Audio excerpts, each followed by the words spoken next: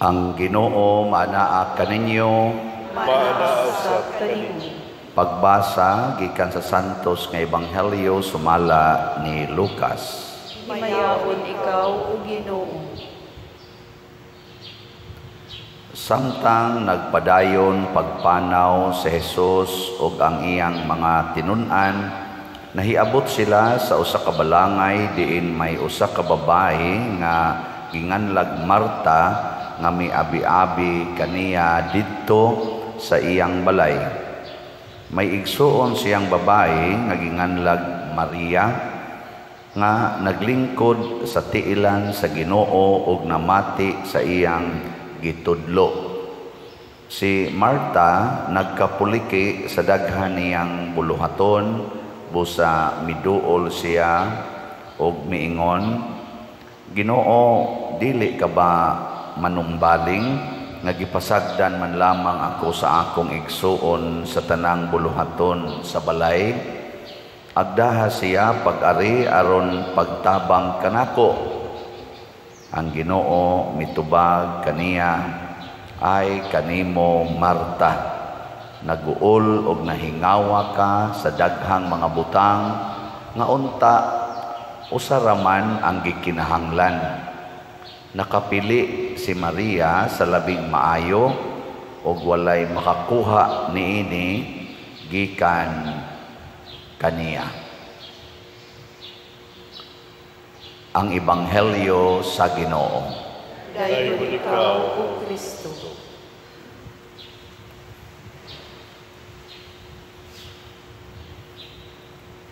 Ang atong tubag sa Salmo nag-ingon nga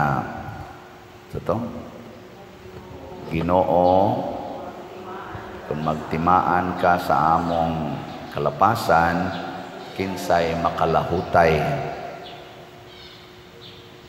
Nakasabot mo ani? Kung ang Ginoo nagtimaan pa, ngano man di makatimaan ang Ginoo. Katimaan oy, perfect guna siya. So perfect sa nang iyang memory. Ang tanan atong nabuhat sugod atong kamaon natang mohimog desisyon hangtod karon iya ginang natiman-an. Why namisik ana bisan ang kinagamyan natong detalye sa atong gihimong mga decisions kinabuhi natiman ana sa Ginoo. Ang nakanindot lang niya kay dili niya himuon nga rason aron iya tang sigihan og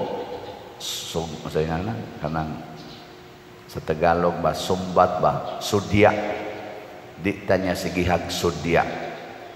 Kay kung sudyaan ta niya kanunay niya iya ginang idetalye ang atong mga nabuhat nga kalapasan ngadto niya, ambot ganahan pa bakatang musimbang.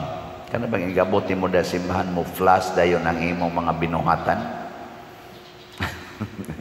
Inigdayon nimong saka diri kay mubasa ka manodes imong unahuna nga ikaw di ka ngayang mubasa si kag yaw-yaw dito sa inyo si kag panglibak niya proklim ka sa akong pulong.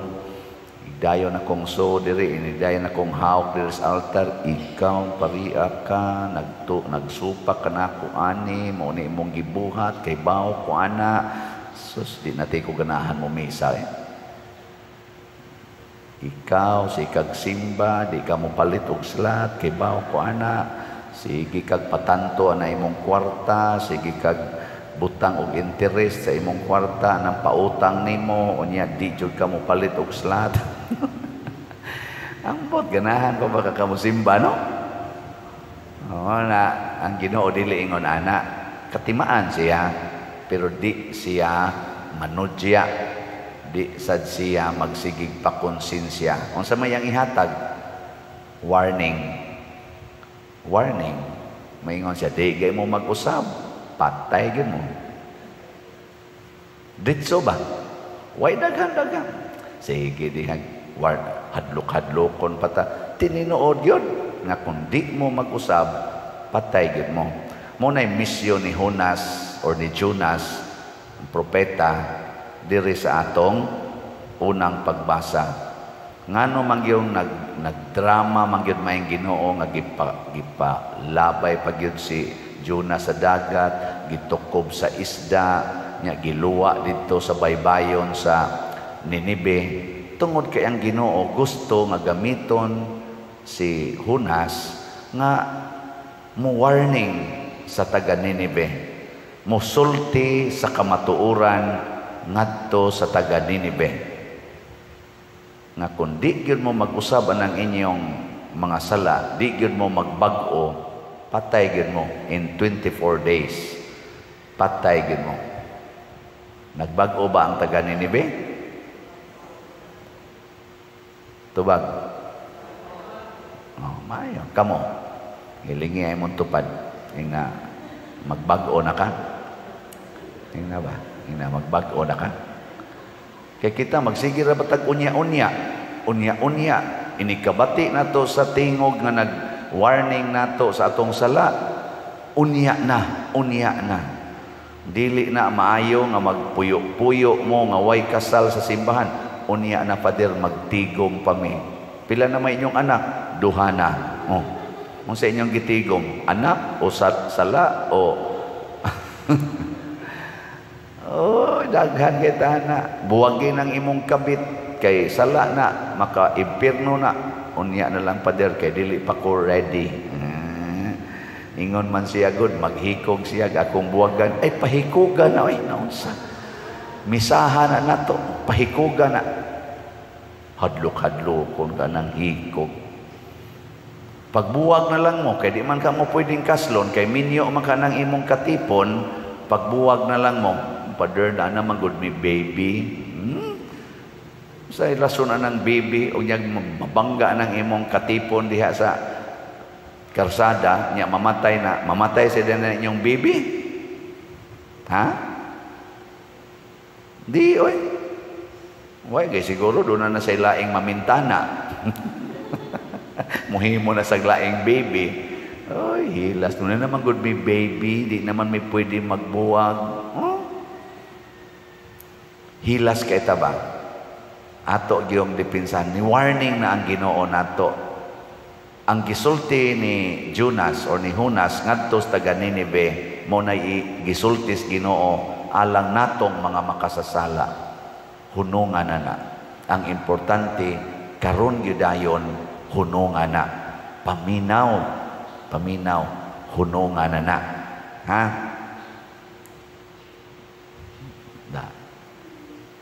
Mauna nga si Maria diri sa atong ebanghelyo gidaig ni Kristo ngano man naminaw man siya sa Ginoo, wa man siya himo og bisag unsang mga buhat.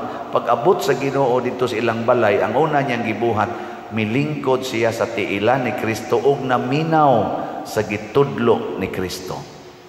Naminaw sa gitudlo. Si Marta, pag-abot ni Kristo, purti niyang lipaya kay sila manggoy barkada kayo mga magkuha mo to sila managhigala, purti niyang lipaya, kapuliki din siya tughikay, hala bluto gyud kay andam sa tanan kay ako ning ipakaon sa Ginoo, lipayon akong Ginoo aning akong ipakaon niya, ofiran akong Ginoo niining tanan. Wa naminaw na stress hangtod na hinuon nga imbis lipayon niyang Ginoo, gisugo na noon niyang Ginoo. Ni ay daghang nanimba din kusog ang manogos Ginoo. Ni adin Ginoo ayuha in taon ko ani akong kanser, Ginoo ayuha in taon ning akong anak, Ginoo papasara in taon akong anak, bag-uha in taon ning batasan sa akong bana, ang batasan sa akong asawa, bag-uha in taon. Daghan kay tagsugo os Ginoo nga atong ipresentar kada nato simba. Ginoo mahalin na unta ni mga slots, Ginoo in taon paspasin taon ni halin ang slots. Ana panaog ko. Ginoo mamalit ng tanig slots, di na tani magpabungol-bungol ni mga tao, asig paminaw, magsige pag-ingon Pader, sige gimig-like nimo, sige mig-like. Unya wa gyud palit og slot. Manugo ta ba? Manugo. Ang gusto des Ginoo ingon siya, oy Marta, ikaw ba nagkapuliki kas daghan kay nimong mga gihuna-huna o gibuhat, usara may gikinahanglan. Niining kinabuhia, usara ang gikinahanglan og nakapili ang imong igsuon nga si Maria sa labing maayo. Why makakuha niini gikan kaniya. Unsa may pinaka-importante aning kalibutana para ni Kristo in relasyon ni Marta og ni Maria.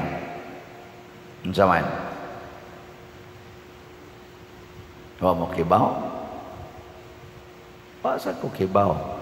Pero ako lang yung bana-banaon, kana yung pagpaminaw sa Ginoo.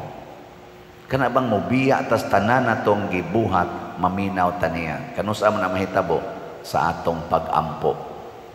Muna, pray without ceasing. Kana bang sa di pa ka mohimog desisyon, madako man o magamay, ayaw usag himog aksyon, basta dili ka mag-ampo. Ampui usa nang imong buluhaton. Ayaw paghimuhimog imong kaugalingon nga tungod lang kay ganahan kay kastanan, inspired na kay kastanan, tungod kay mao ginay tan-aw nimo sakto kayo. Ayaw ampui isa. Bisan lang kog kadiyot, Lord, sakto kani akong buhaton nga tiksa ni nako ang nagsigig ingon nako nga I miss you so much. Ako ning baslan og I miss you too. Unsa may akong i-text ani. Gaana na ka sa cellphone. Ingon ning Ginoo, sige, last na lang na ha. Amot maingon ba kang Ginoo ana? Okay ba? Basta maminaw lang ta, nya mapaubsanon tang maminaw, ang isulti gis Ginoo permanente gid na nga padong sa dili pagpadayon sa sala. Ang asa akong experience ba, ang isulti gis Ginoo inig-ampo na ko, Lord, mayo ka ni, siya niya, dili ka makasaan na. Anak dayon. Huwag mo nang lahosod, dili ka makasaan na. Nako, mura magmakasaha, Lord. Sige. Ilisi naglain. Unsa kay imong buhaton nga mapadayon gyapon na pero dili ka kasaha. O ana, niya ko, kani kang ni Lord. Mailhan man na nato on ang Ginoo iya na nang pamaagi. Nga naman, mawa dayon ang atong worries. Mawa dayon ang kanang kakulba, kanang kahadlok, mawa siya. Nabitay ni text nako, Father, millions naman ang sigihan ni mong hisgot. Wa ka mahadlok. Isa na, i-kidnap for ransom ka? Ana. Kamo, ikaw na bito, baga ko na ninyo. Ang saman. Sa famous na biya kay Kapader, maglakaw-lakaw ka, wa ka mahadlok ka na. Ikaw na be. Ni Ana, ito, pagbasa na ko sa text, ko, hala Lord, bitaw no? Ana. Simple ra kayong Ginoo gisulti Ingon din siya, pagpakamatay lang. Ayaw na naghasula ang simbahan. Total, wa man kay kwartang gisod sa imong bulsa. O gila kang kidnapon, pagpakamatay lang. Naku niya, unsaon na nako, og naaon niya, hulga-hulgaon nga, patyo ni Namos Padersiano, basta way mo ransom ani. Magdali-dali, o niya ni sila si Sister Lalay, sila si Brad Boy, magdali-dali, o niya ni sila kapakapa. Yung siya, iwali lang na, nga di gyud ka iparansam pagpakamatay. Amo ni akong gisulti karon. Kay kining atong tanan dinhing gihimo para kini sa simbahan. Nya kun ang yawa mohimo gyud iyang iksina, ayaw intawon ko ninyo iransam.